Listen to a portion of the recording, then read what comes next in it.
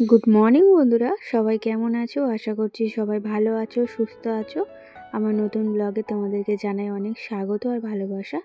এখন বাজে ঘড়ির কাঁটায় ওই সকাল 6:30। এখন থেকে তোমাদেরকে সাথে নিয়ে আজকের ব্লগটা শুরু করছি। আশা করছি ব্লগটা তোমাদের ভালো লাগবে। ঘুমটা ভেঙেছে ওই সকাল 6টার দিক করে, তো 6টার দিক করে ঘুমটা ভেঙেছে, কিন্তু উঠতে পারিনি, এত ঠান্ডা লাগছিল। আর ঠান্ডাটা তো খুব ভালো মতোই পড়ে গেছে, তাই একদম উঠতে পারিনি সকালে।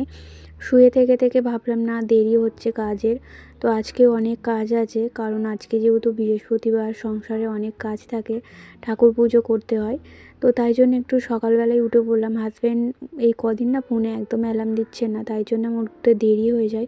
ওকে বললেও শোনে না, শুধু বলবে সকাল সকাল উঠতে হবে না, তো সকালে উঠে কি করবে, এরকম কথা বলে। তাই আজকে নিজের মতো ঘুমটা ভেঙেছিল বলে, তাই নইলে ওই 7টা পৌনে 8টা বেজে যেত উঠতে। তো ঘুম ভাঙলে উঠে পড়ি, না ভাঙলে আর ওঠা হয় না। তো এখন এই যে বাসি নাইটিটা চেঞ্জ করলাম, আর এঁটো যে বাসনগুলো ছিল রাত্রে, সেগুলো বাইরে বার করে রাখলাম। তো আমি আগে যখন সকালে বাসি কাজ করতাম, তখন না কিছু গায়ে জড়াতাম না। তো দেখবে সকালে ঘুম থেকে উঠে কিছু গায়ে জড়ালে না বেশি ঠান্ডা লাগে।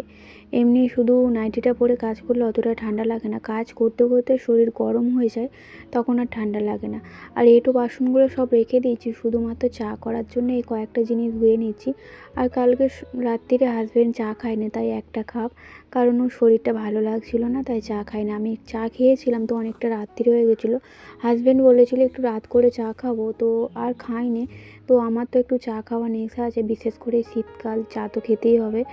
গরমকালেও খাই, তো শীতকালে নেশাটা একটু বেশি থাকে, তাই আমার মতো চা করে খেয়েছিলাম। আর এই বাসনটাই ধুয়ে নিলাম, তো হাজব্যান্ড উঠলে চা করব, তার আগে ব্রাশটা করে নিই। তো কী রান্না হবে না হবে সব কেটে রেখেছি, তোমাদের একটু পরে দেখাচ্ছি। কালকে রাত্রিরে সব কেটে রেখেছিলাম, রান্নাবান্না করে নিয়ে রাত্রিরে যে রান্নাটা থাকে সেটা করে নিয়ে তারপরে সবজিগুলো সব কেটে রেখেছিলাম। তো এখন এই যে ব্রাশটা করে নিচ্ছে, এখন তো রোদ্দুরোটার কোনো নামই নেই, সবে 7টা বাজে।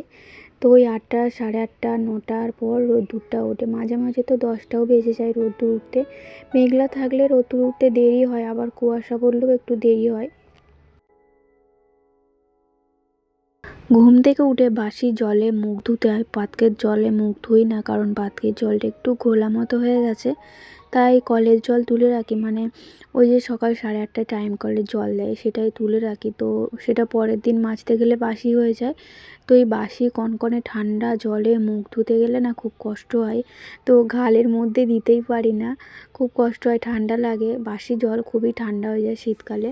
তো যাই হোক, এখন একটু গরম জল করে নিলাম, যেহেতু একটু তাড়াতাড়ি উঠেছে তাই একাই খেয়ে নিচ্ছি গরম জলটা।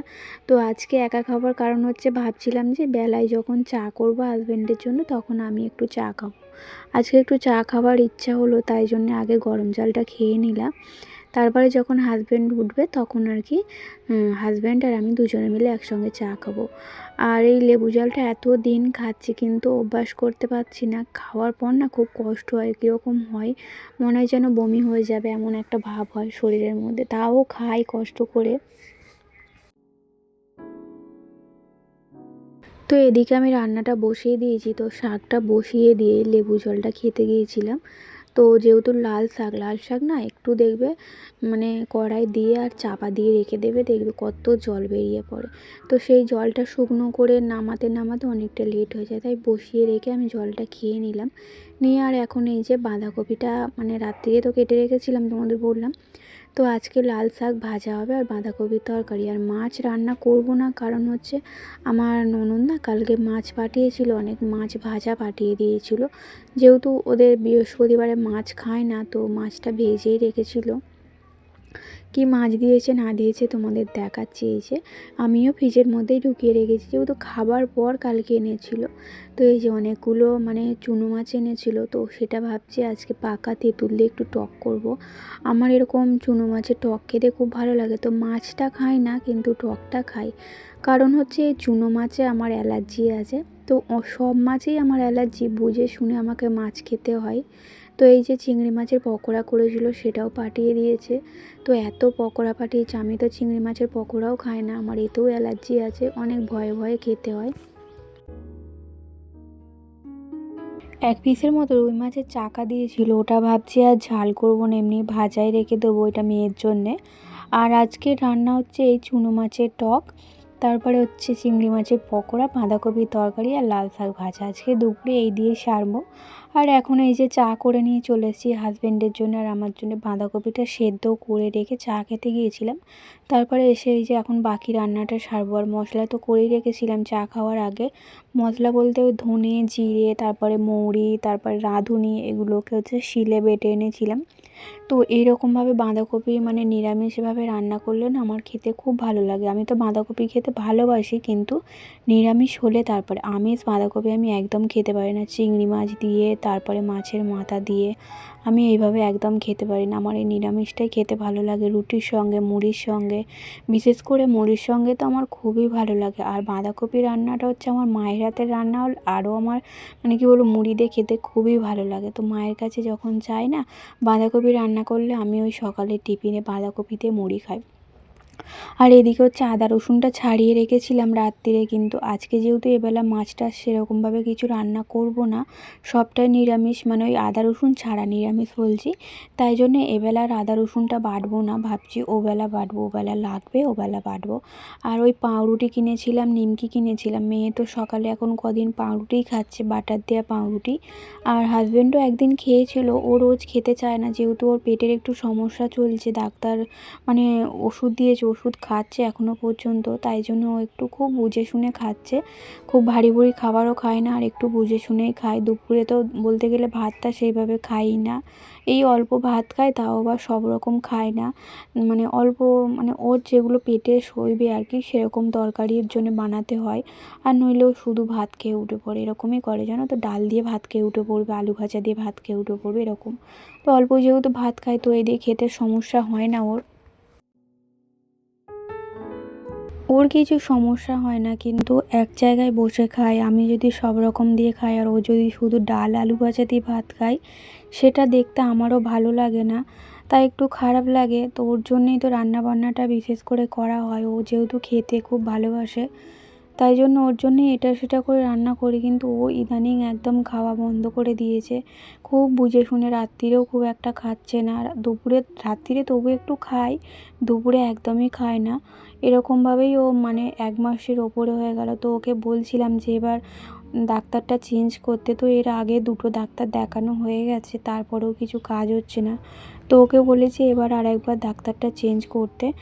তো এদিকে তোমাদের সঙ্গে গল্প করতে করতে আমি এদিকে ঝাড়ু দিয়ে নিলাম।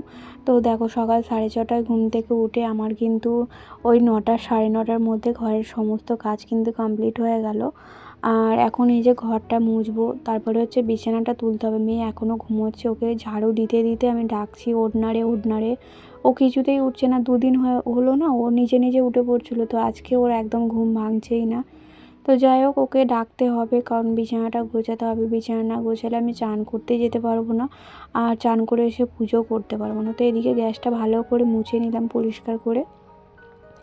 তো করে নিয়ে আর যাব চান করতে, তার আগে একটু গরম জল করতে হবে। আর আমাদের টাইম কলে যে জলটা দেয় না, মানে কি বলবো, ট্যাঙ্কিতে যেই জল থাকে বাসির জল, যেরকম ঠান্ডা হয় সেরকমই জল দেয়। তো ওই জলে না চান করা অসম্ভব ব্যাপার, আমি একদম চান করতে পারি না।